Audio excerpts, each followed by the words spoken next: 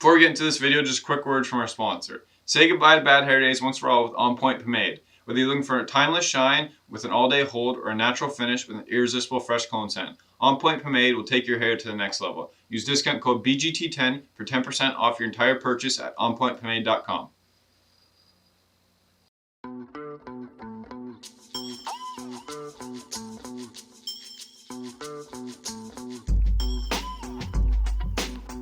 Recording from snowy Canada, this is Big Game Talk.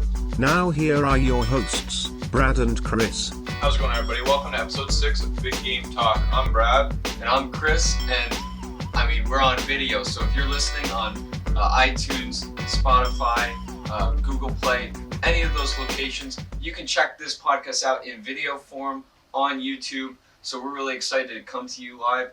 You know, maybe you take a look at us though, and the video really ain't your thing. We don't blame you, and go right back to just listening. So as long as you're watching it or listening to it somewhere, and I think it's going to be a little bit different feel because this is the first time we've done it together. We've been doing it over Discord, where we've been in separate cities. Yeah. So it's going to be a little bit more natural flow to the conversation. I think so.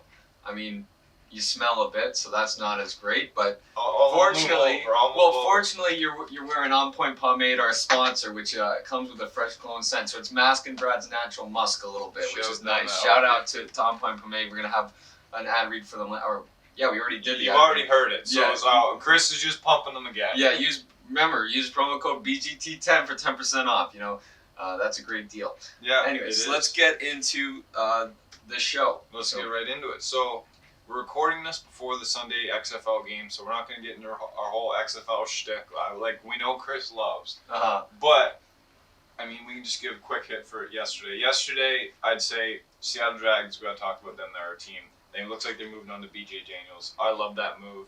They almost helped them come back. Mm-hmm. They didn't, but I love that move. And the nice thing is that it felt like a kickstart to the offense, putting it in Daniels. You know, he had, like, his first drive, he scored on his first drive, right? Yeah. No, it was the second drive. Second drive. So early, right? Like it was almost like you could see the difference, you know, and that, like, it felt fresh, it felt exciting, and I like Brandon Silvers. I think he's a good football guy. Like he's a hustler, but at the same time, it's just not working right now. And I think if you're an average QB in the XFL, you can't just be a pocket passer.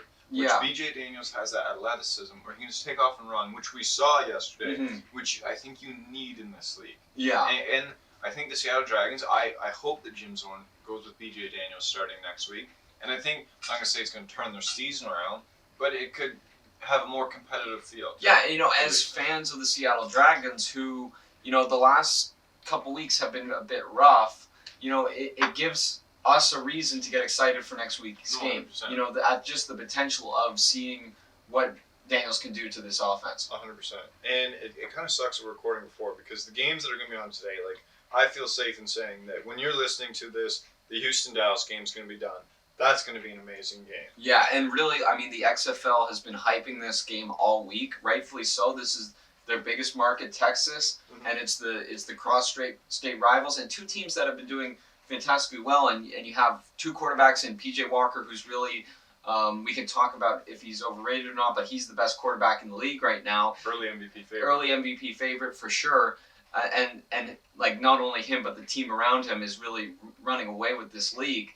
And then you take a guy like Landry Jones on the Dallas Renegades, who was slated to be in that number one spot. You know, it'd be interesting seeing Jones's answer to PJ Walker directly in a game, you know? For sure. And now that we talked about how good of a game it is before it starts, everybody's going to listen to this afterwards, and it's just going to be a stinker of a game. Yeah. You can almost guarantee that. But do you want to talk... So the NFL, some news in the NFL, I mean, the Combine's on right now. The draft's upcoming. I think we've talked about off air that we'd like to do a little preview for the draft closer to it once the Combine's done. Some teams are kind of more in a draft position. But with free agency right now, there's lots of stuff going on, especially in the QB market. Yeah, you know, and I'd like just thinking about the Combine and the free agent QBs. I mean, NFL is one of the best leagues at keeping viewers interested through the offseason. Yeah. And, I mean, this offseason has been really a gift to the NFL with just how many big free agents there are, especially in that quarterback position. There's a lot to unpack, and there's some big names. Because you realistically next year you could have up to, because we had a list here, I believe 8 free agent QBs. We also look at coming out of the draft. You got Joe Burrow, Tua Tagovailoa. If that's how you say his name, I butcher that one. We're gonna learn over time. Who else is coming out? You got Josh Eason. You got Jordan Love. Like, there's a few good QBs coming out that could start. But do you want to roll through some of the free agent Let's QBs? go through some of the free agent QBs. So the first one I got on the list here, and I think this is pretty easy, is Drew Brees. In my opinion, the Saints have already said if he's coming back, which I believe he said he's coming back, that they got a spot open for him, that he deserves it. So are we on the same page here? I think the Saints want him bad. If you're Drew Brees, you're a first ballot Hall of Famer. I would say. I think that. And when you're in that position, you're thinking about legacy. Legacy is huge. Part of how you're going to plan out how you're going to play your last few seasons. 100%. And I think Tom Brady. We're going to talk about Tom Brady later. I think we'll save him for last. Okay. But it's the same situation where, like, your legacy is if you're Drew Brees, your legacy is tied to the Saints, right? And it's interesting you say that, because he hasn't played his whole career with the Saints, but his legacy is there. Yeah. So I think, like, really, if you want the best narrative for your career, part of that is staying with the Saints, staying with the same team. Do you think it's right on the New Orleans Saints' part to take him back, though? Now, that's interesting, because, I mean, a guy like Terry Bridgewater, who played a lot of games for the Saints this year, I like him as a QB. He's very accurate. He's one of the most accurate QBs in the league. Yeah. And he got that athleticism. He's got that athleticism too. I think that he's a guy that you can build if you're a franchise, like you're looking to get your franchise to the next level, you're looking to do a rebuild. He's a great guy to build a team around, because he's still young and he's got tons of potential, and he's already proven himself. The injury history doesn't scare you? Maybe a little bit, but at the same time, when he's playing, he's so consistent. That's fair. You maybe don't get the consistency in terms of health-wise, but you get when he's on the field, he's consistent. And there's not a lot of guys you can say that about. You're right. And if you're the Saints, like, you can't take both, right? Yeah. You can't. I think Drew Brees has earned his place, and like they said, I think they're completely correct in their decision that if Drew Brees wants to come back, there's a spot for him to come back to. I think you have to do that. I think you have to.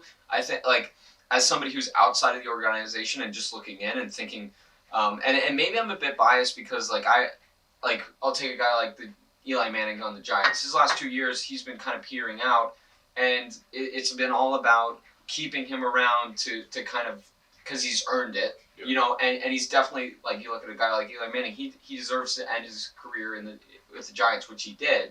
And I'm happy he did. But at the same time, in those last couple of seasons, I really wanted them to move on to the next thing, because Eli Manning wasn't going to get us to the Super Bowl again. But not to shit on the Giants, but Drew Brees, still is playing at a potential that the Saints could have made the Super Bowl. I mean, you've got a great team. You got, receiver Mike Thomas. You have running back Alvin Kamara. So he's just a great offense around you. It's solid defense. And so, like, you're right. That Giants comparison is totally different. But at the same time, like, you got, like, there's an argument to be made for blowing up and rebuilding. Though the Saints are in a very different position, and with a great offense all around. No matter who's the quarterback, they have a great offense, and I think that's part of what made Teddy Bridgewater's, like, the transition, so easy, because he has a great offense around him. So I think if you're the Saints, as Saints fan, I think it's a clear choice who you want. It's Drew Brees. Yep. That's your guy. He's the face of the franchise, and you want him to end his career there. For sure. Now we can move on to the next one. Phillip Rivers. Now, the Chargers and him have already stated that they're splitting. Yeah. So there won't be any reunion there. Where do you see Phillip Rivers going? It's so hard, because, like, I think he's a weird guy. Like, I think he's going to be a lot harder to find a place than people are saying, just because he's old. He's really, like, he's the same draft year as Eli Manning, and he's in a very similar spot to Eli Manning. You got to be thinking, like, if you're adding Phillip Rivers, he's going to be commanding a decent amount of money, because he's a big name, like a big enough name. You would think, like, 25 million. And he's not someone like he's a short-term fix. You know, you have to be in a position to win now and need a quarterback. Well, how many years do you think he's got left? 2 or 3 max? 2 or 3 max, and I think 3 is really pushing it. Yeah, that third year is going to be a stinker. That's going to be a real stinker. It's almost like, okay, we're signing him for the short term, and we're paying him for a stinker year, and that's because like, that's I don't know how many years it's looking. Mm-hmm. Yeah, and that's an interesting because I don't see him being relevant after the next 2 years. Because there's been a lot of rumors that the Indianapolis Colts are interested in him. But if you're the Colts, I mean, Jacoby Brissett did not have a great year.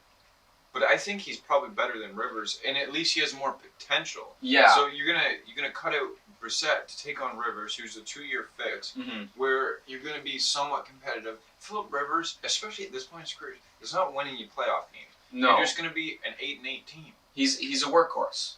Yeah. That's what he is now. And who wants to be an 8-8 team? No. Like, that's the worst spot to be in, because you're good enough where you're not getting good draft picks, but you're bad enough where you're never making the playoffs. And that's really the story of Philip Rivers' career. Yeah. So I think, like, I really wish he would just retire, because I think, like, there's not much he can do left other than make an easy paycheck getting 8-8 on some team, you know, but you know where I think he goes? I think he goes to the Buccaneers. That'd be an interesting, because I mean, like, they're losing Jameis Winston, who we're going to talk about in a Bruce bit. Arians has pretty much made it clear that he doesn't want Jameis Winston back. So I think that's where he's going to end up going. Is to Tampa Bay. And then Tampa Bay's going to go 7-9 or 8-8. I think that's fair. Yeah. Yeah. And I mean, if you're Tampa Bay, that's where your expectations are at going into the next couple of years. Yeah. So I think that's fair. And I think Tampa Bay at this point, you're looking probably at a rebuild soon anyway.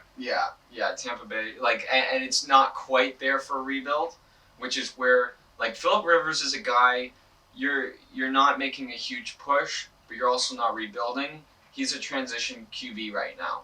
And I think the Buccaneers are if any team's going to be in that spot, I think that's a great choice, Buccaneers. Okay. And then the next guy on the list here was Teddy Bridgewater, who we mentioned before. Now there's a lot of, so I think we can agree that he's not going back to the Saints if Drew Brees is going there. So I think he's going to be one of the most highly sought after QBs in this market. Where do you think he's going? I don't know. What do you think? For me, now, as a Patriots fan, I don't think Brady's leaving. We can talk about that later. But if Brady, for some reason, does leave, I like Teddy Bridgewater to the Pats. Yeah, because I was going to ask you in our Tom Brady thing. Let's say Tom Brady, like, really the Patriots don't have much lined up in terms of QB. Yeah, they just have Jarrett Stidham. You know, and really, Jarrett Stidham had the best preseason stats of any QB last year, but he had one throw in the regular season and it was a pick 6. Yeah. So it's a tough look. But I like Teddy Bridgewater. And now, I'm not saying I want this to happen. And I'm not saying I think it's going to happen because I think Brady's coming back. Yeah. But for some reason he leaves and everybody keeps telling me he is. So I got to think about it. But I like Teddy Bridgewater to the Pats. Now, realistically, you're looking at a spot where the Colts, you just had Brissett last year. Teddy Bridgewater is a player like Brissett, but an upgrade. So you don't have to change your scheme as much, and you can bring in Bridgewater. And I haven't heard very much traction in that. Yeah. But I like that idea. And he's definitely better than getting Philip Rivers. You know, 100%. Yeah. Like, so if you're the Colts, that's not a bad move. Yep. Because I mean, think about the Colts too. They're in a situation where the luck thing really got sprung on them. You know, like, they're in a situation where last year, like, right before the season, this guy retired. Like, in the preseason, he picked an awful time for them, like, logistically, to retire. So now, like, you've been kind of scrambling as the Colts to really, I mean, the quarterback is the center of the team. You build your team around the quarterback. That's it. And you had a guy like Luck, who's one of the top 10 QBs in the league.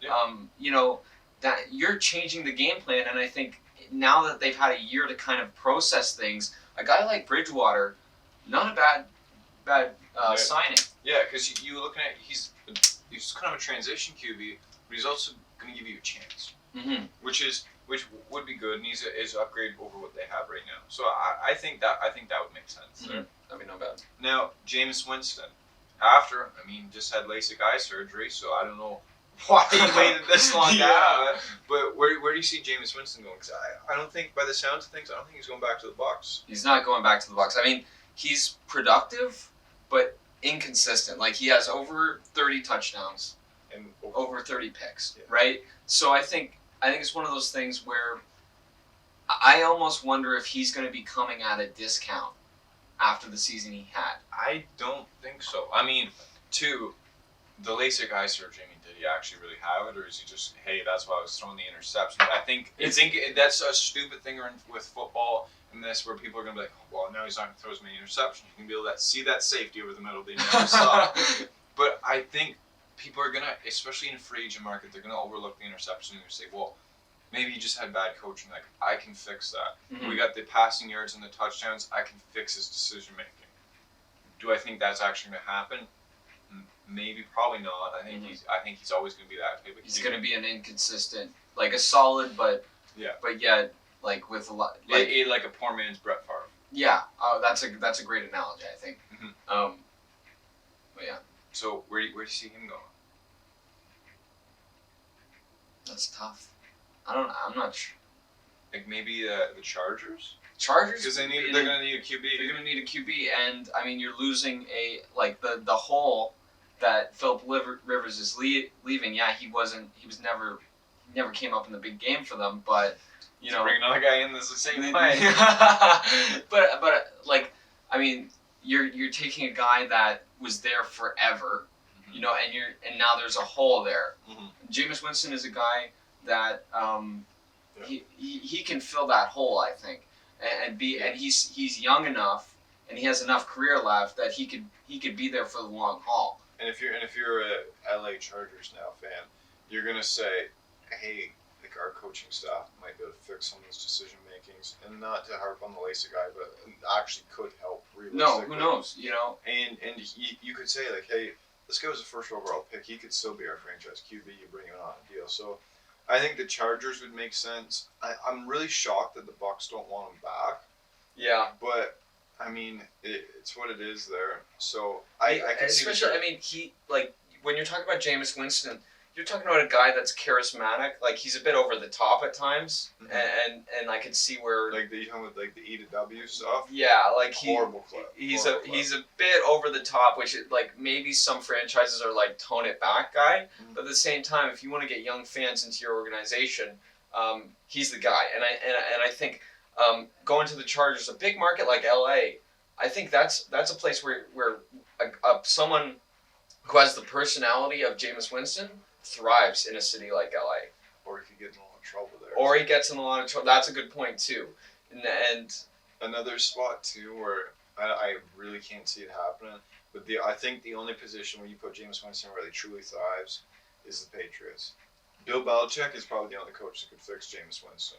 You put him in that Patriots organization where they don't tolerate any bullshit. You get Belichick in to really coach him. I think he can turn into a star. Do I want to see it? No. But I mean, he'd be a stud there. So what you're saying is like Jameis Winston is a guy with a lot of potential, but he's lacked the discipline. And I think really, the way I'm talking, I'm almost like you put anybody in the Patriots organization, I think Belichick will turn him into a star. Yeah. But at the same time, I think there's something to be said. Like there's guys that need that discipline, and if you're talking about imparting discipline onto a young player, no one does it better than the Patriots. And he's been in the Buccaneers organization, whereas in Tampa Bay, a lot of turnover there, a lot of stuff like the Hard Knocks didn't really do a good for him a couple years back. So it's he needs that core like discipline and have consistency. Mm-hmm. So it'd be interesting to see where he goes. I think he's going to be a big deal because he's young, so he's still sign up long term wherever he goes. Yeah. How many years do you think he gets? I think he either gets something big like 6, or he gets a 1-year prove-it deal. Like I don't think there's any in between. Yeah, and I think the 1-year prove-it deal, like he's not going to be holding that. Like that's something that comes if he sits for a while in free agency. Yeah. That's where it goes. But I think after like the 30-30 season that he had, I think if you're any franchise and you're like there's enough to be intrigued with Jameis Winston, but after the season he had last year, great production, but inconsistent, lots of picks. I would like to see a little bit more. So I think the smart play for a guy like Jameis Winston is to sign him for that 1-year deal.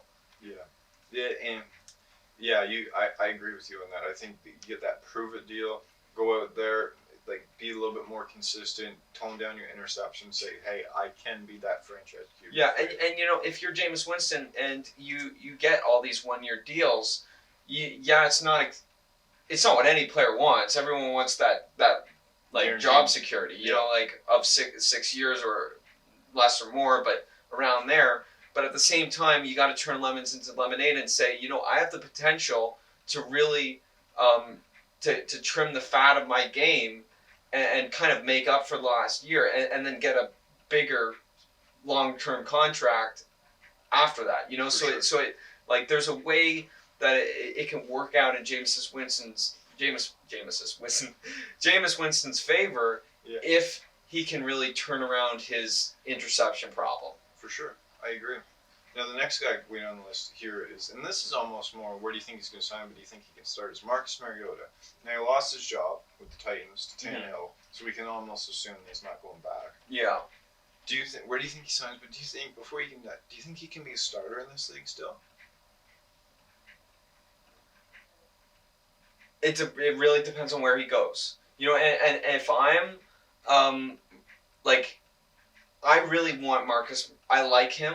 Mm-hmm. I want him to do well in this league. I was disappointed with him last season, and I think he almost it's better for Marcus to go to a decent team with an established quarterback and be that backup for a little bit, kind of work his way back in. Rather than trying to go to a team that needs a QB right now and to try to make it work. I don't think that's where his career is at right now. I think he needs to be put in a situation. Maybe maybe a tall order to pay wise, but it'd be interesting. Patriots signed Tom Brady. You signed Marcus Mariota, and you say, okay, you're going to learn under Belichick. You're going to learn under Tom, and when Tom Brady's done in a few years, that's when you get your chance. It's a gamble. I don't know if he's got that much patience there, and money wise, that is tough. I love to be able to see something like that, but I think it's tough. A situation staying in the AFC East there is, what about the Dolphins? Because they had Fitzpatrick last year. Mm-hmm. Fitzpatrick's up there in age. He's not going to win you a whole bunch of games. You bring in somebody like Mariota for that camp battle. Right? Yeah. Likely he could probably beat out Fitzpatrick. I love Ryan Fitzpatrick, that Fitzmagic. Marcus Mariota's probably got that long term. So the Dolphins are not an unreal team, so he's not going to come in with high expectations. Kind of work his career back on track and see what he does. That's a great option, I think, for Mariota. And if you're the Dolphins, what do you have to lose? It's a gamble. Mm-hmm. And Marcus Mariota right now with the season he had last year, it's a gamble. We can talk about the potential he had, the hype that he coming into this league that he had going to the Titans. As much as I like him and I think he's going to be a star in the future, he's a gamble right now. And I think if you're the Dolphins, you're in a position to start gambling. It's really interesting too. We talk about that is you look at that draft class where you had Winston go number 1, Mariota go number 2, and the Buccaneers and Titans are not signing any of them. Yeah. In this free agency. Mm-hmm. That's tough. You got the number 1 and 2 quarterback, and they're just their team's only one pack. Yeah. That's real tough.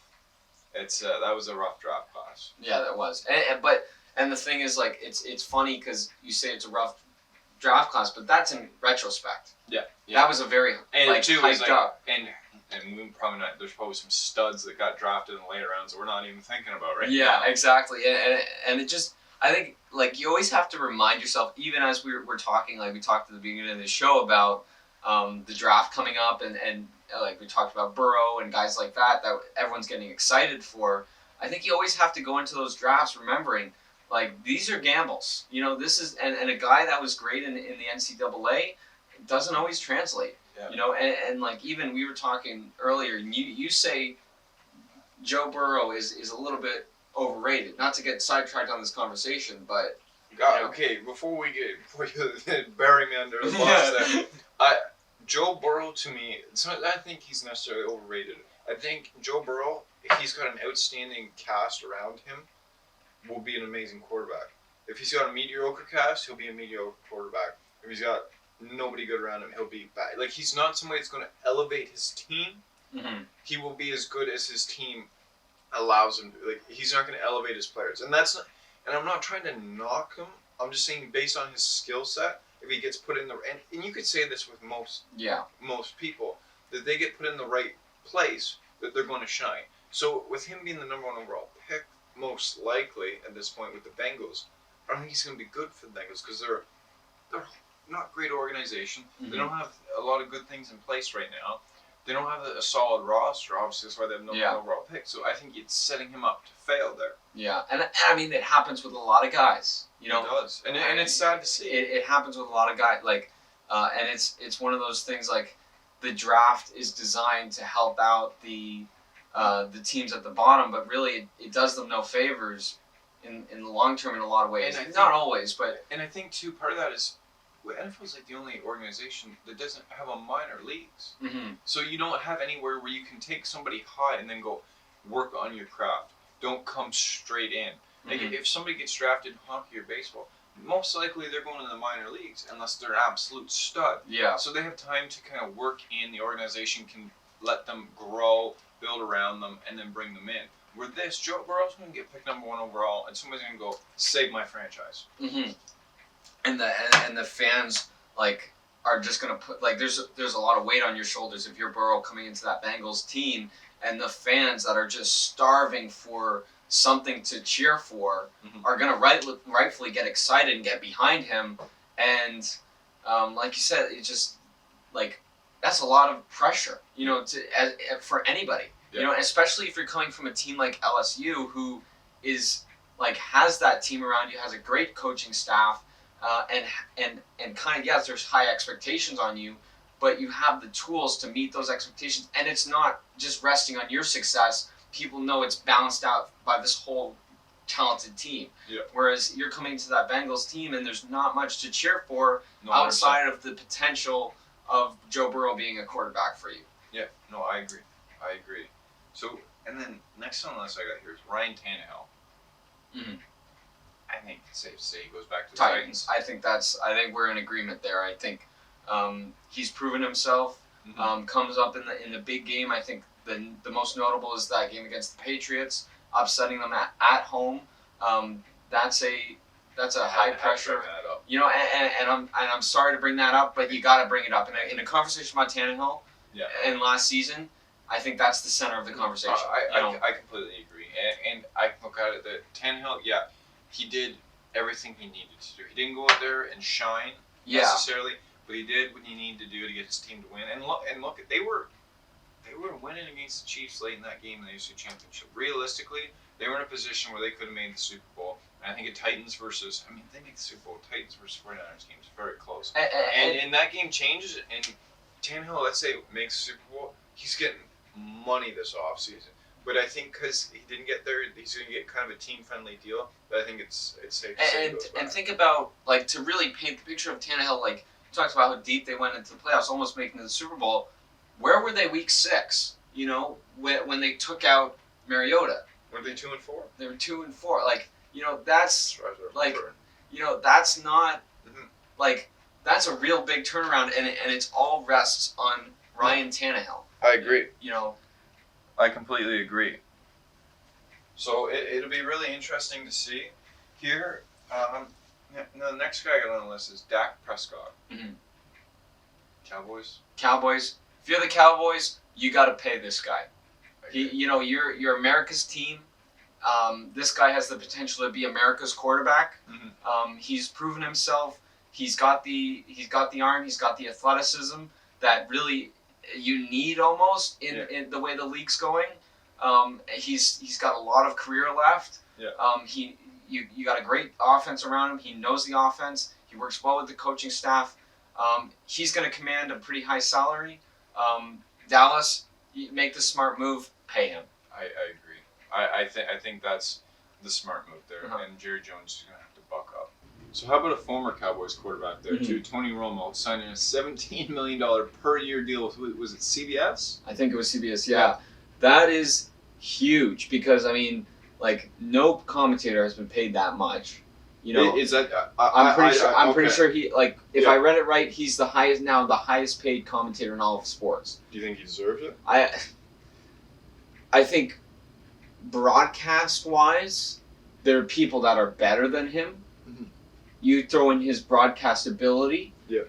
plus his name, then it starts. Then it's the 17 million makes a lot of sense. Yeah. You know, and like there's tons of broadcasters that are better. There's tons of broadcasters that are worse. But at the same time, to have a guy who's pretty good on the mic, pretty solid, and I think he's new to it too. He's new to it, and what I like about Romo, listening to Romo call a game, is he's got great without become like there's a lot of players that go too heavy on the anecdotes, and we get it. You played in the league, but at the same time, the kind of stories he tells and the insight he has, and the predicting the plays, very unique Yes. to Tony Romo. You know, he's a very unique broadcaster. And I think that's part of, like, it starts to make sense, this huge $17 million. And also, too, is you're almost, because he's still really new to this, you're locking him in for the future. It's like if you got a young player where you're like, hey, he's going to be worth this in the future, maybe not now, but we got to lock him in. Yeah. That's almost what they're doing here. And he's gotten better every game that he's done. Mm-hmm. He's a guy, he learns. Like, he's a real student of when he played football, Mm-hmm. now when he's in broadcasting.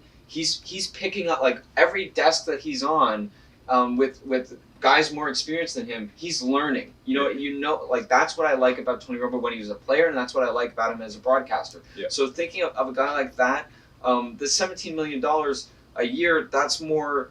You're right. That's more reflective of his potential rather than where he is right now. And I think he's gaining traction very quickly. There's a lot of interesting reactions to this. Michael Thomas was one that came out and he said that 90% of the players in the league don't make this much. But what I would argue too is there's a lot less commentators and players in the league. I get it's probably obviously a lot harder to play at a high level in the NFL, but you need the commentator. A commentator can make or break a game, and there's only 2 of them on the desk for the game. Yeah. So I don't really have a problem with him being paid this much. Yeah, and you think about, like, where would the XFL be to go into the XFL if they didn't Love have... that shtick. Yeah, I love that shtick, but think about where the XFL would be if they didn't have the commentators from the NFL.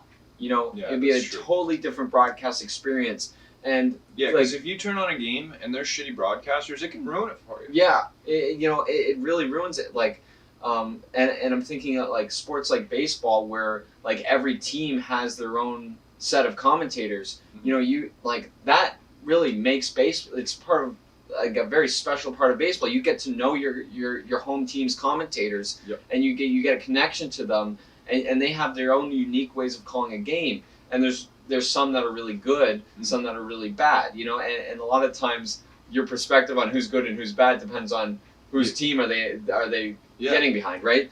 But in the NFL, it's more about the big names and these guys that are these guys become staples. These guys become part of, like, the watching experience over time.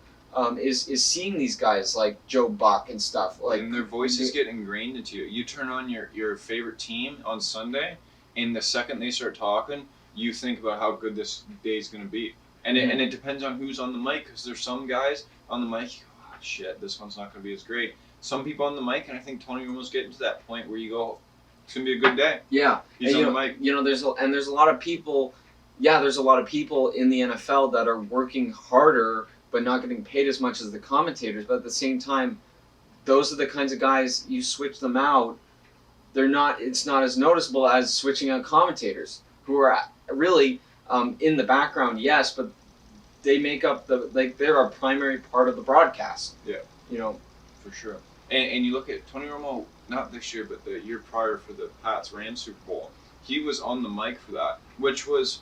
I was very into that game from start to finish as a Patriots fan. Mm-hmm. But I could see the average viewer, 13-3, you wouldn't be as into that game. Yeah. Now, he got people very emotionally connected to that game and very interested all throughout. Mm-hmm. For sure. And, like, the impact he has, his energy, his thoughts, like, they really add nuance to the football game. And like, I think he's a great if you're a casual fan, having a guy like Tony Romo on color is just like, it's an illuminating experience. You learn something. You know, you like the guys that have experience playing, that can also, you know, talk good. You know, that's a huge asset to a broadcast. You know, it can really add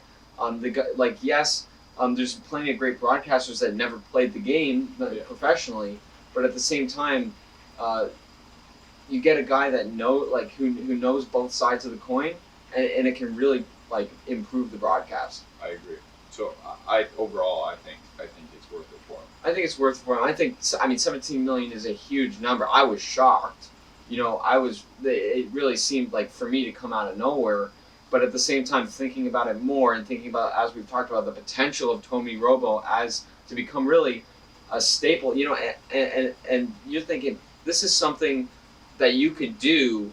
This is a job you can work until you have gray hair, and it's taxing, but it's not as taxing being an NFL QB. Yeah, and I think so. This is something that Tony Romo can really work, and he can be like the face of NFL broadcast when this is all said and done. I think signing this deal makes it seem like they want him to be. Yeah, and I think for CBS Sports, it's a dog-eat-dog market competing. You're competing against ESPN, Fox, all those guys. I think you really kind of set yourself apart in this big money play.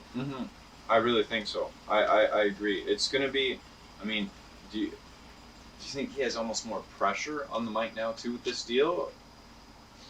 That's a great point. I think if you're Tony Romo, you definitely something's wrong if you're not feeling a little bit of extra pressure. You know, and Tony Romo's the kind of guy to really want to do a good job. So a guy that wants to do a good job is going to be factoring in how much he's being paid. You know, he's getting $17 million a season. He wants, you know, he wants to put in a $17 million season, put that product out. Yeah. And that's the kind of guy Tony Romo is. And that's why I think if you're CBS, you have confidence in giving him this money. But at the same time, there's a pressure. And I think, too, if he continues the climb that he's on, it's almost his commentator career could surpass his playing career. Oh, no doubt, I think. So I think it'll be really interesting to see where his career goes from here. All right, so let's move on to some UFC talk. And before we get into the preview of next weekend, I feel like we got to recap last night, the card in Norfolk, Virginia, and it was an interesting card. Yeah, you know, it wasn't like a huge card outside of the main event, and I mean, it really didn't help that it was half for nothing, potentially going into that card. And I think there's a few stories from the main card that really kind of came out of nowhere and not impressed me, but made it more interesting, gave us something to talk about. You know, I agree, and especially too, I know it's a fight night, but the prelims are pretty weak. Oh yeah, for sure. Like even for fight night, not much to tune in for. Name-wise, it was real weak. Yeah. Which is why when Ion Cutabello just ran into that was he did the kind of this, and he just kind of almost tripped/stumbled into the guy. And for people that are listening to the podcast, not watching the YouTube, he did the throat slash.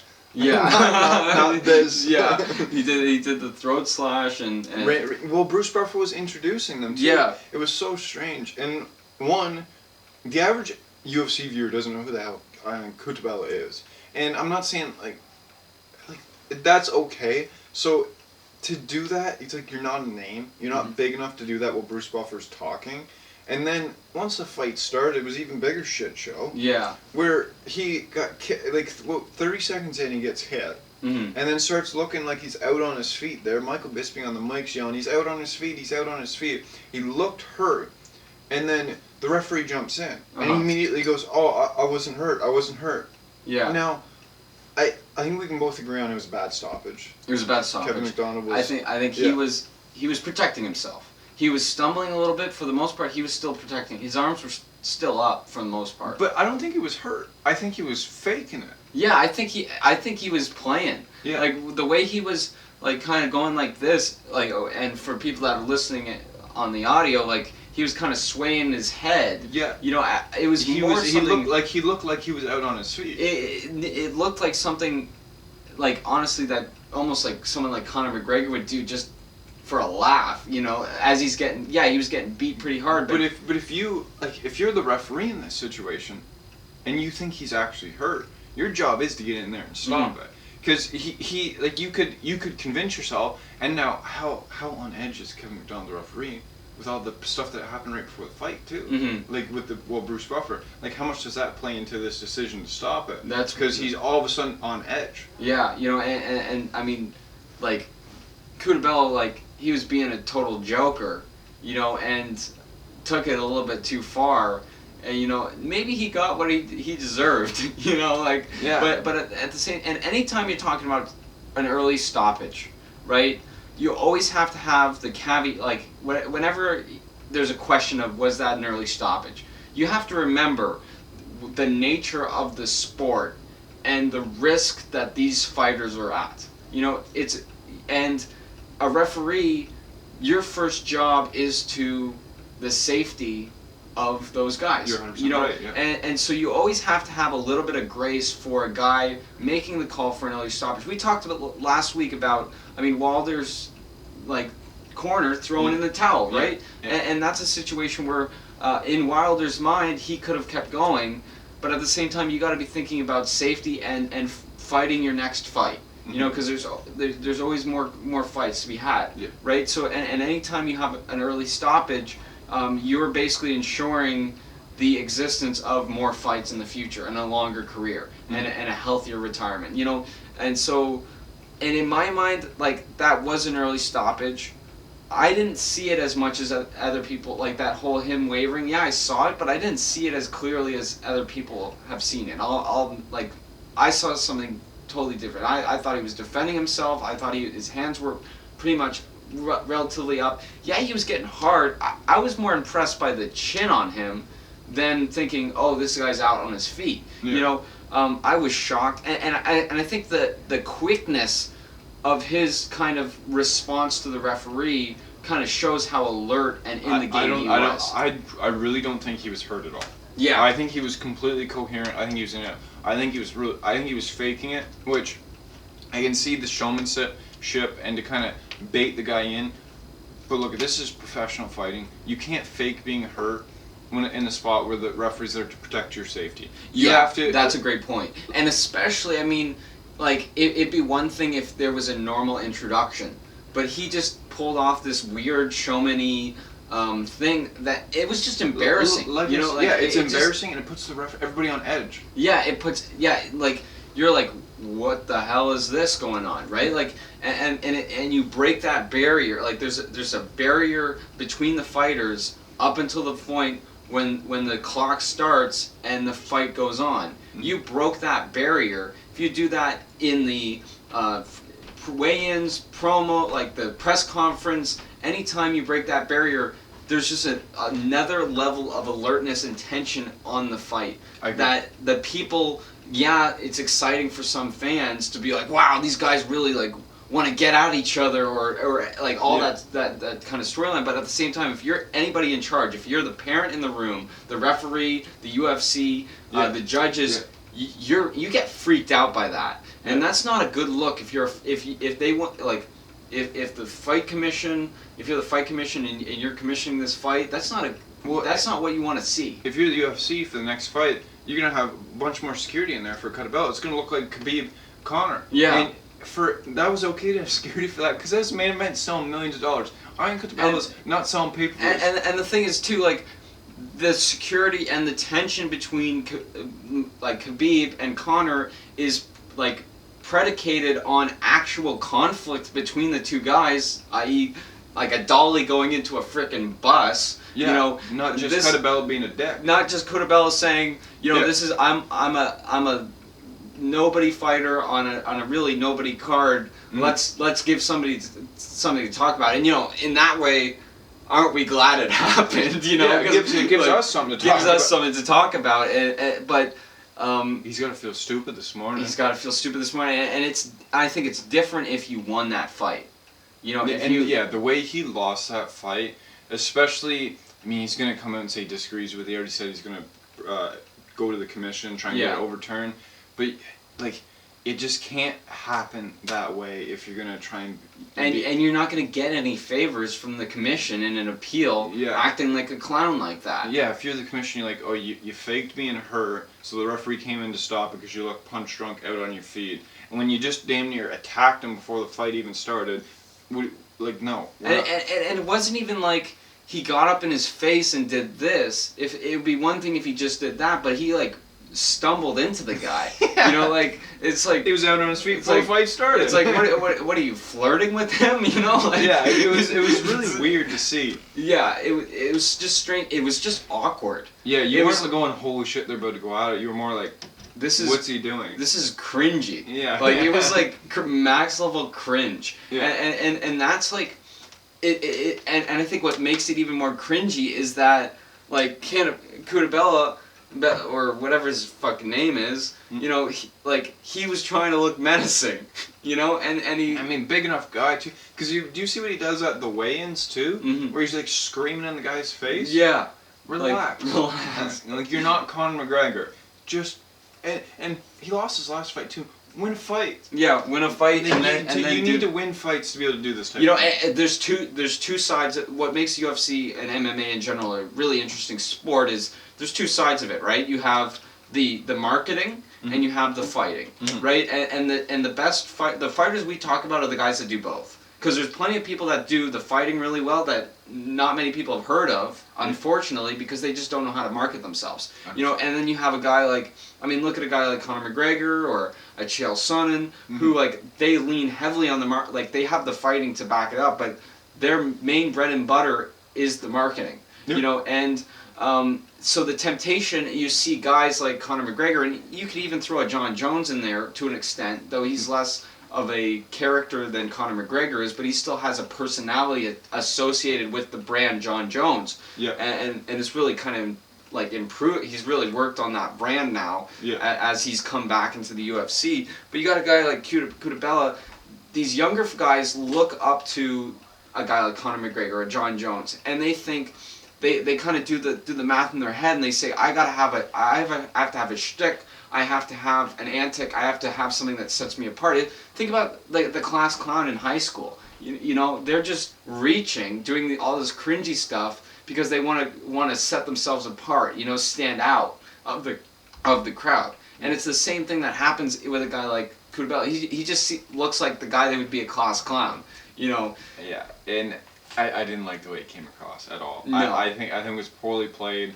It's going to be interesting to see how he comes out for his next fight. If he kind of sets back, like, hey, like, I need this win. I'm going to cut the bullshit. I'm just going to go out and just perform. Or if he's just going to lean into it heavier. Yeah, you know, and if you're in his camp, he needs guys around him to kind of tell him, grow up, focus on fighting, win a couple fights, then you can get kind of kooky with it. You know, and then go on the mic and say stuff. That's the best way to do it. Don't do it 10 seconds before the fight starts. Don't do it in the fight. Do it on the mic. That's the best place to do it. Win a fight, say something in the post-fight. Yeah, and you know, it's different because it's a fight night.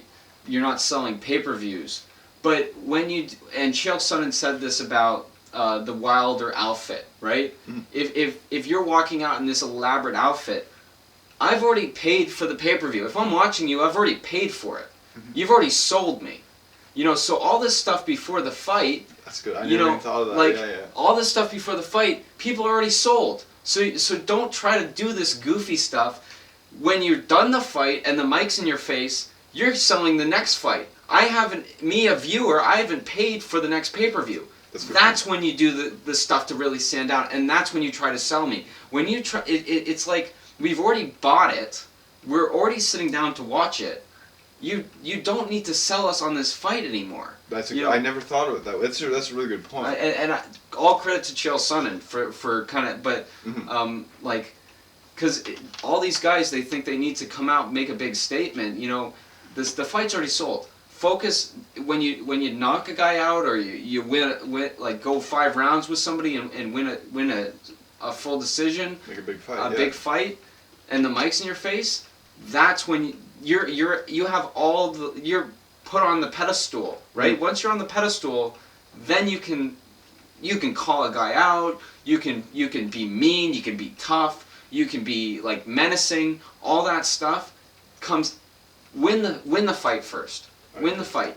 And you see a guy like Kudabella, and it's just, or I don't know, Kudalaba, or yeah, we've said it. We've said six it different times. and you know, it just speaks to, like, this guy's pretty much a nobody, and you can't blame a nobody for trying to stand out, but it just comes off as cringe. And Ari Hwani said, he tweeted out, early front runner for most bizarre fight of the year, and I think he's very much right on that. I agree. And now, looking at some other fights on this card, you had the 2 women's featherweight fights. You had Megan Anderson come with a win and Felicia Spencer. Yeah, you pretty much had all the featherweights going, featherweights other going. than the champ, Amanda Nunes. Yeah, literally everybody on the roster, I think, fought. Yeah. So, I mean, essentially the winner of this gets the title shot.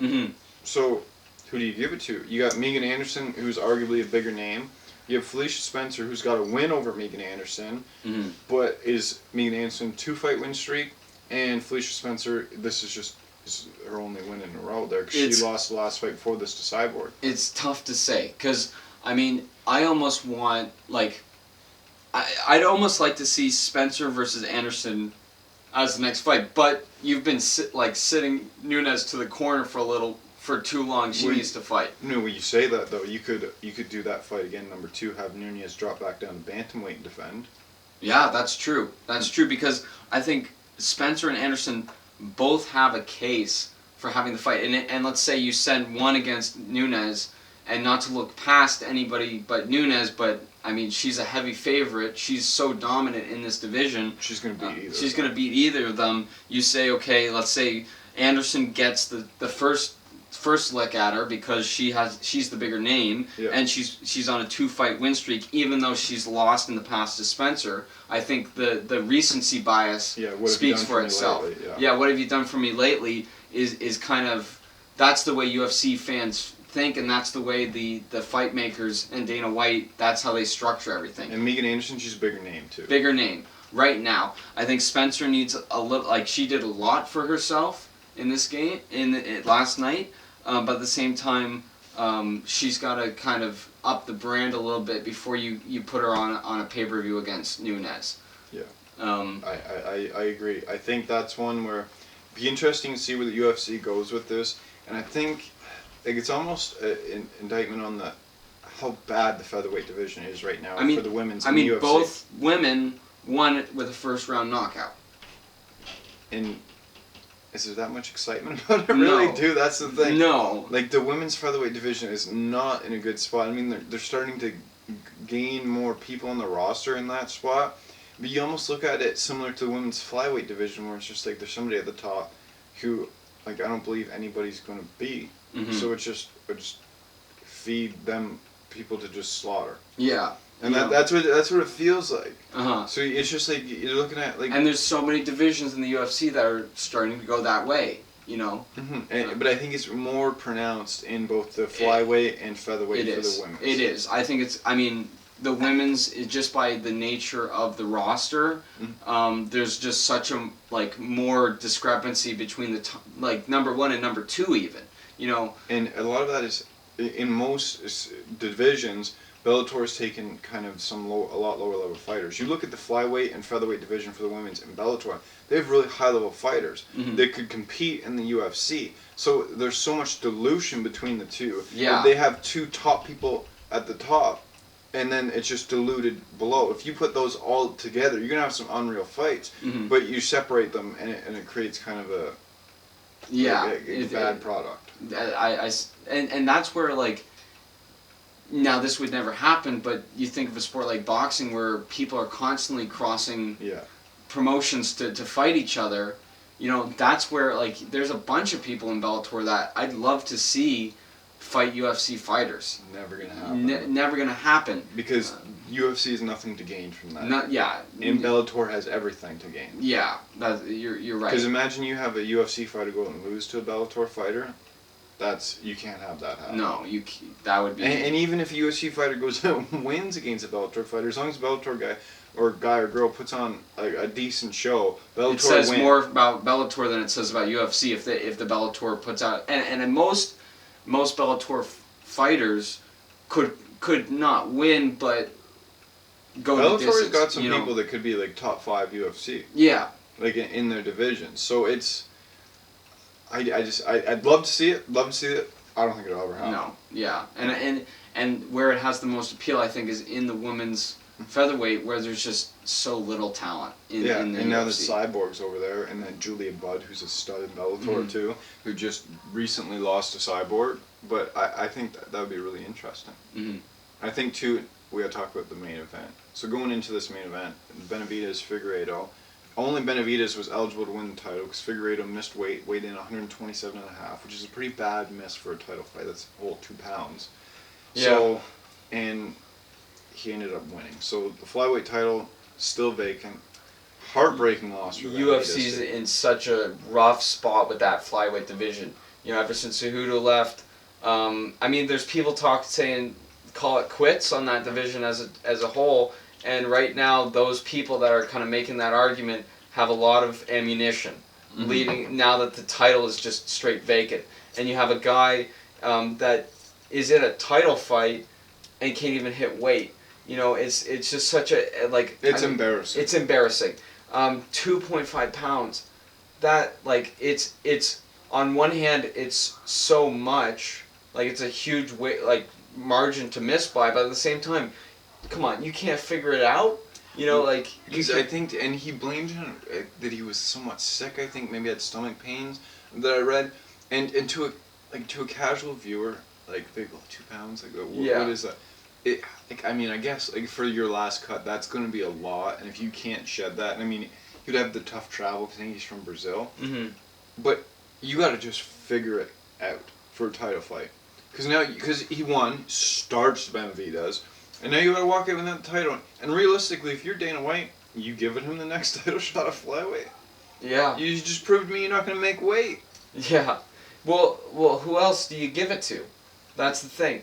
Like, I think you like, as awkward as it is, you almost need a rematch between these guys. I love that both idea, missing weight.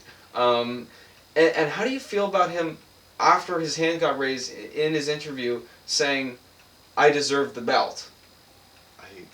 I hate that too. I hate that so much. It's like, make weight. Respect your opponent. Respect your company. Make weight. And then if you don't make weight, like you gotta be apologetic. You gotta understand that, hey, I didn't do my job. Because that's your job to weigh in. How much of a different look would it have been if he said, I won this fight, but I really, like, I'm ashamed of missing weight. I've done a disservice to the league. I've done a disservice to the division. I've done a disservice to my opponent. Yeah. And next time, I will be better. I think that gains you more fans. Because I don't think you gain any fans right now saying, hey, I'm the champ. And I don't like it. And two, I think the UFC really screwed this up. I think they should have had somebody waiting, like as a backup, because that's not uncommon to have somebody as an emergency backup, especially for a title fight. You know, and they maybe didn't have, because it's a fight night. It's already a fight night. We don't want to bring somebody else in, so you'd have to pay them. But man, hindsight, nice. You would be in a lot better of a space if you had an actual belt on the line for both guys. You know, even if you had to take a talent hit, and Benavidez was in a heavy favorite in this fight against some, I don't know, like who you throw in there, who you'd have waiting, and he just starched a guy in the first round, it's better than like having no belt, having a title fight that results in no belt. Yeah. You know. And I mean, can we say, do you think the weight, because Figueiredo had the weight advantage, do you think that played into the decision or the effect of the fight? You know, looking at them, you couldn't tell. If you didn't know the news, you couldn't tell. And I know, like, so me as just a viewer, I like to think that they're really 2.5 pounds makes no difference. But at the same time, if you were to ask like a UFC fighter, it does. It does make a difference. You know, there's a reason they have such strict rules about weight. You know, and I would if you're Benavidez, you're dying to get back in the ring with him in a fair contest. Yeah, And I think too, it's almost like the way it happened with that headbutt where they clashed heads. Benavidez really started dripping there. Yeah. And with blood. And then when he just took that punch to just put the lights right out there, it's one where I'm not gonna say like, oh, he doesn't like Figueiredo's power and everything is because of that weight, but like there's always that thought, be like, hey, make weight. How different is this fight? Yeah. So there's always that thought process there. And, I mean, this is devastating for Benavidez. He's 0 for 3 in title fights in the UFC, 0 for 4 total. He's lost in WEC as well. He's probably he's 35 just thinking, do I ever get this shot again? Mm-hmm. And that's got you got to feel. You're right. And he's a fan favorite too. He is a fan favorite, and it's devastating. You know, anytime you like, UFC is not like any other sport. You lose that fight, it's devastating. And in this situation, like you said, losing 3 title fights before, you're getting to the end of the career. This is your shot. You get almost cheated out of a fair title shot, you know, with missing, like... Yeah, his history in title fights, he's a split decision loss for the first flyweight championship fight against Demetrius Johnson. In WEC, he had a split decision loss against Dominic Cruz for the bantamweight title. And then he had another loss against Demetrius Johnson. So 3 of those 4 losses, 2 of them were split decisions, 1 the guy missed weight. You gotta feel for him. You gotta feel for them. And that just hurts. Like, it's just a, like, disappointing night. Yeah. You know, as it comes to the... And what's most disappointing was the fight was pretty good. It was a high energy fight. I love the flyweights because they got so much energy, power behind their... Like, there's... Not a lot of weight behind the punches. Maybe 2.5 extra pounds of weight behind one guy's punch, but at the same time, like they're just speed.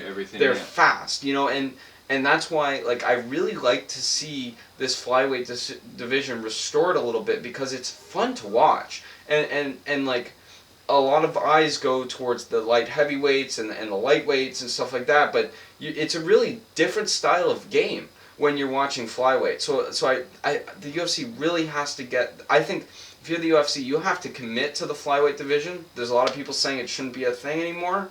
I think you got to commit to it because it's worth having. Yeah. It creates variance to the sport. I think there's enough people that fit that size. Yep. That, I mean, like if I fought, I would probably be a flyweight. You know, like there's a lot of people that, you know. And I think you need the extra, especially if you're having fight nights all the time. Like there's almost like we're about to start an 8-week stretch where there's a UFC event every weekend. You just need those extra fighters on the roster. You do. You need that extra title that you can have title fights for to just, even if you're like likely flyweight title fights not gonna be a pay-per-view main event. Yeah. But if you guys had the co-main for pay-per-view or last night on the fight night, it just adds that extra value because as soon as you put that title out there, it adds more to it. It puts eyes on the sport, and really, I mean, UFC, you're looking at putting together this card, and it's not a huge card name-wise, right? And no, it wasn't. And fight-wise, it didn't really follow through that much, especially in those prelims. And like you can take a really, frankly, a nothing card, and put a title fight at the center of it. That's huge. And then if you're Dana White, like 2.5 pounds later, and you've just like that slipped right through your fingers. Yeah, you know, it's really tough. Really a shame. It really is. It really is, and I'd love to see. I'd almost love to see the rematch there, and I almost that's from a perspective of Benavidez is one of my favorite fighters. I feel like I'm not gonna say he got robbed because he didn't perform, but yeah. I'd love to see it. I want to see that belt get wrapped around him. That it would be great to have it, and you know. I would love to see that too, and I think maybe he's not exactly deserving in terms of his fight performance of another title shot, but I think his career-wise, I think he deserves who else is going to take it? Unless Cejudo drops back down. Yeah, but, I mean he's already got that fight against Aldo at bantamweight. Yeah, and so he's got commit to the bantamweight. I would love to see Cejudo return to the flyweight one day because I really loved him as a flyweight. I can't see that happening. But especially too if he keeps having fights at bantamweight, he's going to adjust his body up. He's getting older. Yeah. That cut back down is going to be too tough. You're right, but the time he did spend at flyweight, I loved it. Yeah, it was good. And he really was the face of that division. Now, we talked about the disappointment that was last night's fight card. But, I mean, there's a lot to look forward to next week in next week's pay-per-view. Yep. Brad, run through some of the main and the co-main for that one. So, yeah, UFC 248, you got Israel Adesanya versus Yoel Romero for the middleweight title in the main event, and Weili Zhang versus Joanna Jędrzejczyk for the strawweight title in the co-main event. So those fights are great. And even, you look at three of them, Sugar Sean O'Malley's making his return after being out for a while due to a suspension for a tainted supplement. So that's going to be really interesting. But the main and the co-main event are just awesome fights. Yeah, I'm looking forward to it. In the women's co-main, there's some bad blood, you know. Yeah, there really wasn't any bad blood until Joanna made that one kind of off-color joke about the coronavirus, which, I mean, you can't really be making that right now. Yeah. So, Weili Zhang, she's pissed off coming to this. And she's on a roll right now, too. And Zhang, like, I mean, to just, Joanna knew exactly what she was doing in insulting, and it was an insult that was less about her the fighter herself and more about her country, you know, and especially coming from a country like China where there's a lot of national pride, you know, it really kind of does more to anger your opponent rather than and get them in the gym really working hard to prepare for a fight. See, I don't even think Joanna really knew what she was doing with this, because if you follow Joanna on social media, she posts probably 30 stories a day, and somebody had posted this thing, and if you're unfamiliar with it, what it is it was a mock fight poster where Joanna was wearing a mask before the fight, and somebody sent it to her and she just reposted it. So I don't know if she really even, like, you gotta have the wherewithal to not post that, but I don't know if she really had the, like, I'm doing this to target, more or less, that it's just, she's just in that posting so much. Yeah, and I think that's a good take because, Joanna is a social media she's borderline social media addict. Yeah, if you know, like, you see everything that happens. Yeah, so, and in those situations, you get anybody that's like that, these situations where an off-color joke is made, especially ones, like, it's becoming more common where it's not that the person who tweeted it out made the joke particularly, it's something she saw someone else made, and it's a retweet, so there's kind of this disconnect from, like, you didn't create it, so then that adds to the conversation, and I think it's just one of those things, if you're in Joanna's camp, after that, you have to sit down and kind of say, you got to tone it back with some of this stuff. I agree. And I think, do you think it helps sell the fight? I don't think it got enough traction to really help sell it, and especially in the fact that, like, the main event is really going to overshadow this. I think it's settled into a spot as a very competitive co-main event fight, and I really don't think it helps sell it. Mm-hmm. I think it just, I mean, it helps the fighters prepare a little bit, gives them a little bit more ammunition, a little bit more animosity, but I don't think it really helps sell it. But the fight itself here, that's going to be a very competitive fight. I think they're pretty equally matched. Yeah, I think it's one of those, like, do you know what the odds are right now? Right now, the last time I checked, Joanna was plus 160 favorite. So I think that would have Zhang at like a minus 190, minus 200, that's shocking to me, because this is a pick'em fight in my opinion. No, it's definitely a pick'em, and we've had a few times where, like, we've had the odds kind of go that way, and when we both kind of sat back and said, this is really a pick'em. And in that situation, it's almost like the smarter money's going to go to Zhang, like the underdog, you know. No, Joanna's the underdog. Oh, Joanna's the underdog. Yeah. I think smart money goes on Joanna, because, I mean, her track record lately hasn't been the greatest. But you look at, like, on the poster behind us here, this fight for the Shevchenko versus Joanna for the flyweight title, she was in over her head. She's weighed in way too small, and she was never going to beat Shevchenko. So but you take that loss on. She kind of, on a little bit of a rough stretch, but it's well noted that she had some personal problems. She's kind of moved past that. So if she's able to settle back in, she could go on another huge run. You know, and it's interesting you point out the personal problems, which like we won't get into. No. But we will say that, you know, she's kind of come to the end of a chapter in her life, Mm-hmm. you know, and now there's a lot of baggage that's been dropped that she can now look to the future with, and I think this fight next Saturday is part of that, starting that, you know. And her focus can truly be on just fighting right now. Yeah. Which it might not have been in the past. Yeah, exactly. So I think Joanna has a lot of things going for her in this fight. I think, in my opinion, I think Joanna wins this fight. Mm-hmm. I think Zhang's a stud. I think she can be around for a long time. And she's 20-1. She won 20 fights in a row. She started her career 0-1. She's won the next 20. I think she'll be around. Like, I think Joanna wins this fight, but I think Zhang becomes a champion again. Mm-hmm. But I really think Joanna could go on another run at strawweight. Yeah. I think this is the time for Joanna. You know, I think we're gonna be seeing a different side, different Joanna in terms of her preparation, where her head is at, where she's looking to the future. I think the Shevchenko thing was kind of a detour for her, and now she's back on the track that she's supposed to be. You know, and I think that's I'm excited for her as a fighter, because I do like her a lot. You know, I do like her as a fighter, and I want to see her do well. And I think this Saturday against Zhang, that this is the start of something new for her. Yeah, I think Joanna probably wins this by decision. Yeah, I don't see it going to a knockout or submission. I think decision.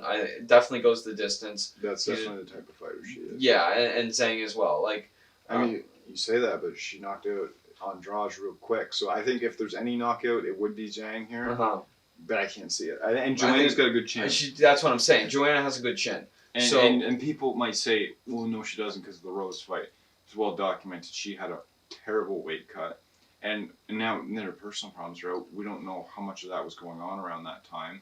And you take a rough weight cut, your chin goes. And then she came back the next fight against Rose and took some shots and stood. So Rose, I mean, and credit to Rose more for knocking her out. Yeah, she's a great striker. Yeah, you know. Yeah. So I think in this, I do think we get Joanna by decision. Mm-hmm. And then in the main event there, Israel Adesanya versus Joel Romero. Now this is an interesting one, is because we've kind of chirped the UFC in previous episodes about them booking in Aldo versus Cejudo, with Aldo coming off 2 losses. Romero's coming off 2 losses in a row as well, correct? The last one was against Paulo Costa, and then the fight before that for Romero, Whitaker?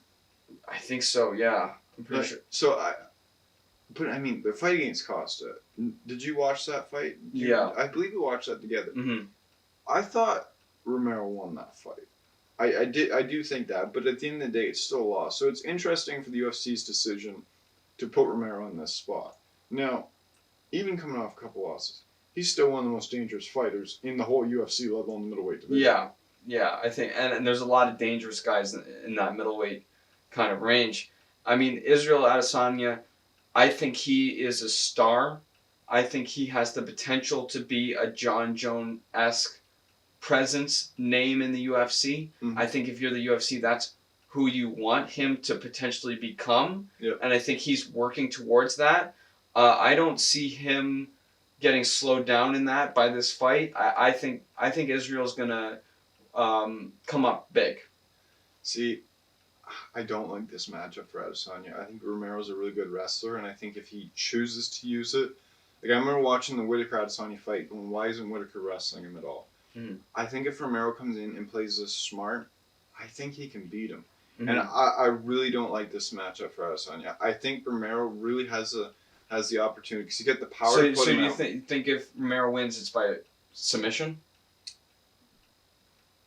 Maybe. I think more I could see the knockout, but he's going to use his wrestling to wear down to kind of set up the knockout. Get the ground and pound and stuff in there. I think Romero can overpower him. Now, hopefully Romero makes weight, because it's, again, well documented he's had a lot of weight making issues. How embarrassing would that be for the UFC 2 weeks in a row?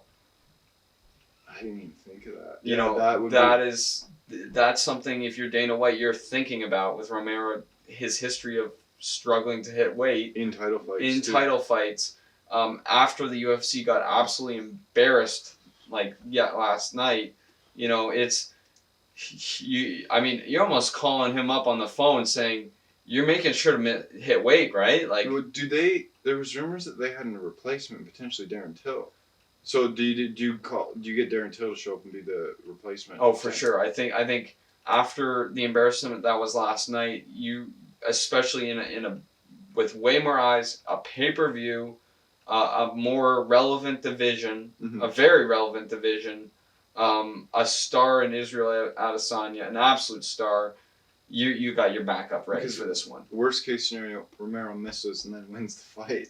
Yeah, that would just throw UFC would be thrown on its head 2 weeks in a row. It's just not a great look. That'd be bad. But overall, you think Adesanya's gonna win this? Yes, and I'm going with my heart more than I'll admit it's more my heart.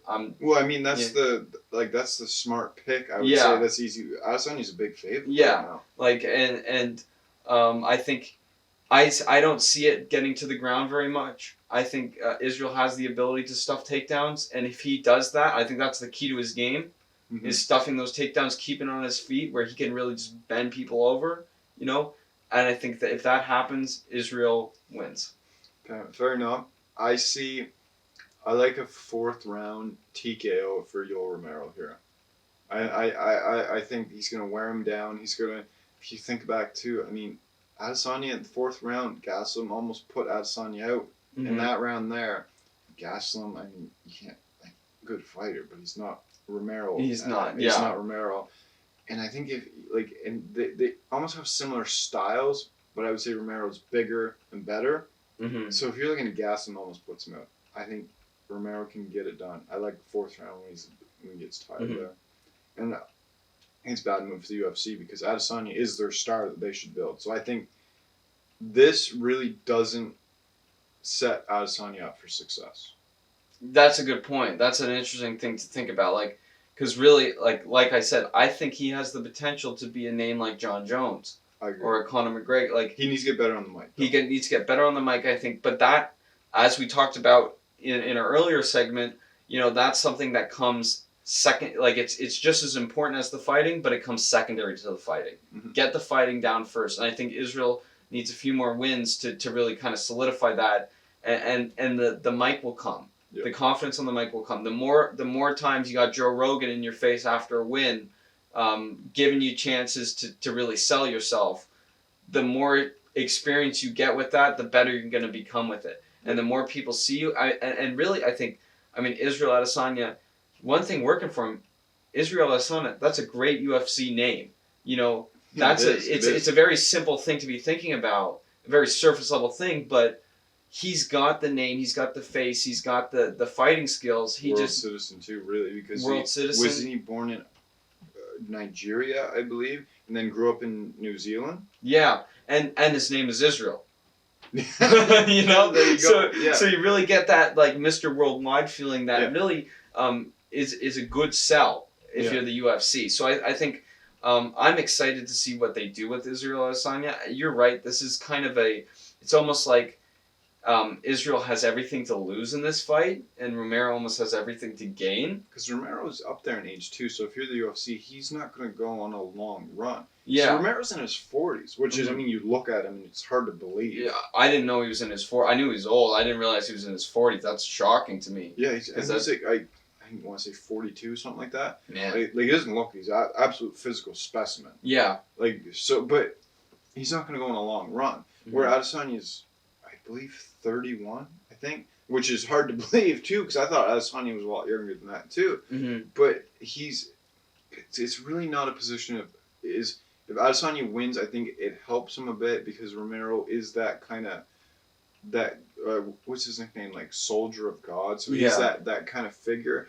But people are saying, oh, that's his 3rd straight loss. So what did you really do? Where if he wins, then you're going, it kills Adesanya's momentum. It really kind of takes the wind out of his sails. So if you're Israel, and now interestingly enough, there's kind of a thing going on this morning around the Twitter world about, in an interview with that video interview, Adesanya had a little bump on his on his arm, Yeah, and you were showing me people that. are saying fans are speculating that he may be ill, something like A staph infection. a staph infection. And I tried to Google what a staph infection was, and Wikipedia was very vague. Well, we've seen a staph infection before in the Kevin Lee Tony Ferguson fight for the interim. Oh yeah, title, that's right. where Kevin Lee had the staph infection. He was able to go, and that one, it killed Kevin Lee going into that because it made it so much more difficult to cut the weight. Because I don't know exactly what the staph infection really does for you, but one of the things that, because you have an infection, your body's going to hold on to all the nutrients, so it makes it super hard to cut weight. Now, Adesanya's he looks like a really small middleweight. I don't know how hard that weight cut is for him. So how much would that play in? And remember, this is just going off a bump on his arm. Nothing's been... Could be a bug bite. Yeah, the guy lives in like New Zealand, which is right beside Australia, where like everything there is trying to eat you. Yeah, so very likely a spider could be trolling all these UFC fans that are looking into trying to... Or it could be a shadow for all we Or know. it could be a shadow. Yeah. You know, like you never know. Yeah. Or maybe he's trying to throw everybody off, you know, make the, like, I don't know. Maybe. Some crazy like thing, like make people think you're sick. Put a little stage makeup on, you know. You never know. You never know. But it'll be this weekend. I think it's going to be a really good card. Like I said earlier too, like on the prelims with Sean O'Malley coming back, that'll be really interesting. It's I think this will be a good weekend. And I think it's exactly what the UFC needs after a very bizarre fight night last night. Yeah, and a fight night where it was supposed to be a premier fight night because of the title fight on it. Mm-hmm. So I think the UFC needs a solid pay-per-view, and it's a Vegas card too. A Vegas card, and anything in Vegas, there's a whole nother level of kind of pomp and air and show to that, you know. For sure. Oh, and if you're watching on the YouTube here, we got Darbs coming into view, my dog here, so I think that she's saying it's about time to wrap it up, fellas. Yeah.